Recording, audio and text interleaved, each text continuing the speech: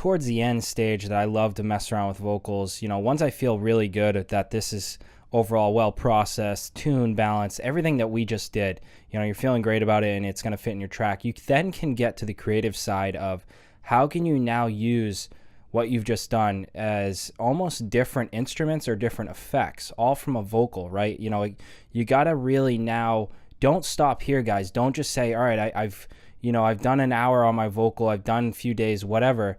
It's good. Well, I'm sure it's good, but there's also room for you guys to really get creative, and that's what labels are looking for. That's what artists are looking for. They don't just want standard stuff. They want to hear things that are different and unique, and that's where you guys need to get creative. And that's what I always do in my end step. I always grab what I've worked so hard on and I just flip the script. I mess around with it, almost go backwards with stuff, bounce stuff in place, reverse, do all this kind of post-processing to start creating elements or effects based off of the vocal we just did. So again, to reference what we just did. I can't keep lying to myself. I don't want you, I need you, nobody else. Let's just go back to our balance, to our overall one here. And let's just hear that without all our layering. I can't keep lying to myself. Now what I'm going to do is bounce this in place. I recommend you guys do this like a bunch of times. Really take almost a day of doing this. It's something I recommend because I don't think it's done enough in just EDM in general, dance music. There's a lot of creative things going on with vocal chops, but there's still more room. I think some people get a little bit lazy with it, and there's always more room to kind of have fun with the vocal. So this is our vocal with all of this effects here and all of our bussing and sending all in one. I can't keep lying to myself. I don't want you. I'm going to reverse this, and right away I want to see what is going on with, can I grab certain elements from a reverse section to incorporate in my track, to incorporate in the chords. It's something you'll pick up on, especially if you're doing this in your in mix with all your other stems and your synths and your drops and all that cool stuff. You'll start to hear certain pitching and reverse spots that could work well in certain sections. So it's great to start off with reversing stuff and trying to find a little niche that you could kind of use as an effects.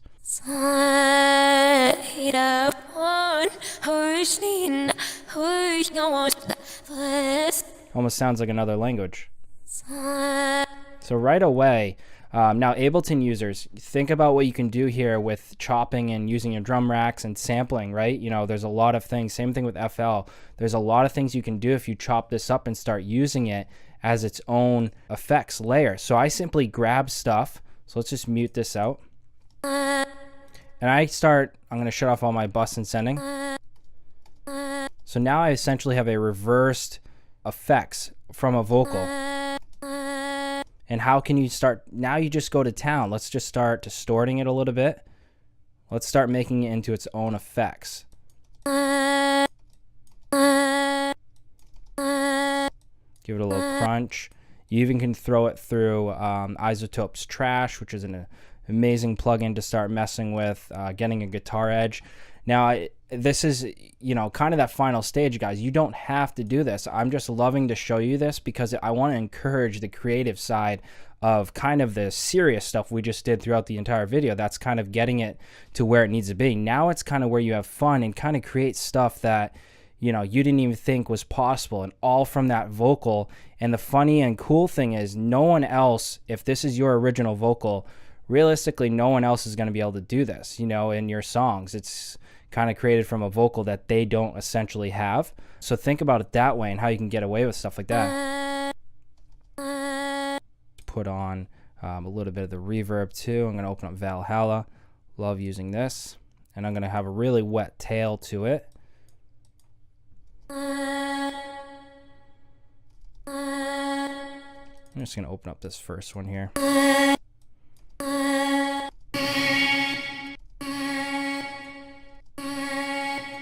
And let's add the stereo delay to that.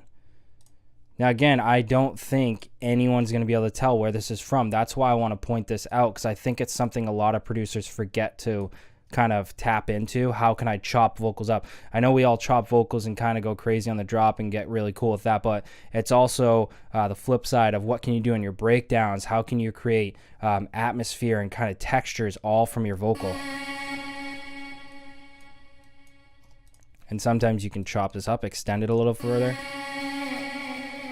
and even pitch it. You can start to get creative. The cool thing I usually do with this type of idea, I utilize something like this on my build-ups. I kind of like looping a certain section, and for example, let's say I have my snares kind of running at this 4/4 pattern. And let's just shut the delay off for this.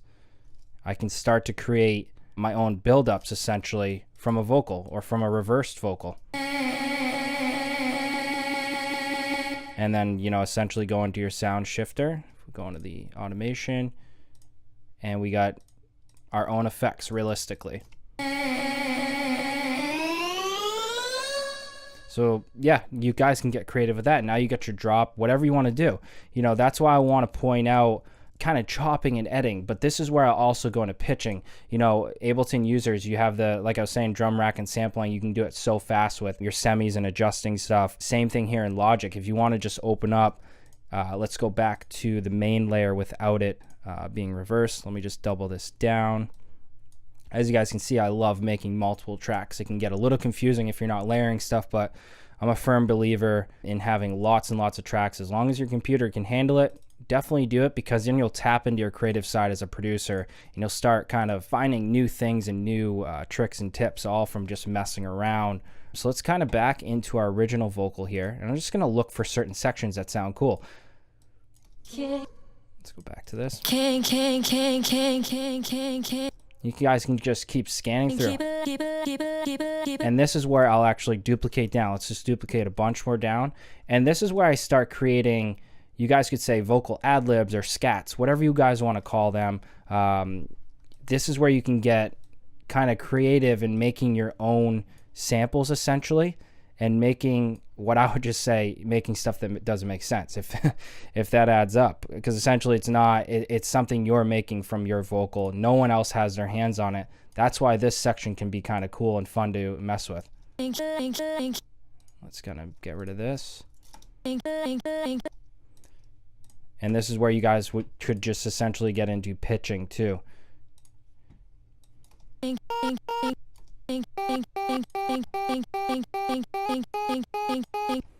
And then I'll keep looking for certain sections. Even, let's grab this one here, the end of it. You can plug that back in with it.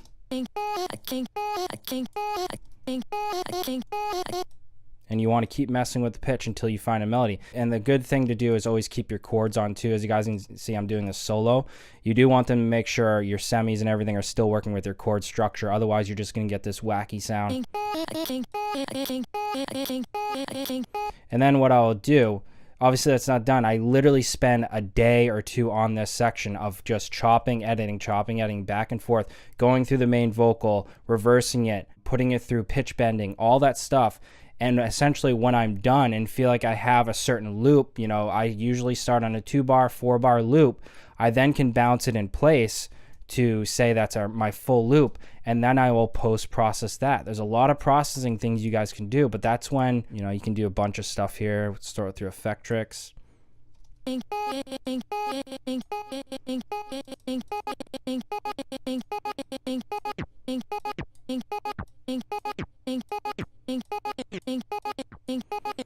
Now I know that's simple, but now I can already hear creatively in my head that I could use that as a build-up vocal.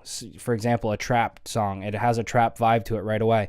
I could just keep looping that, then I can keep pitching it higher and higher as I build up, and right away I have my own build-up vocal that is not, pretty much doesn't have any access to anyone else. It's mine, all from just post-processing and doing these edits and cuts. So that's it, guys. Hopefully you enjoy. We'll see you at the next video.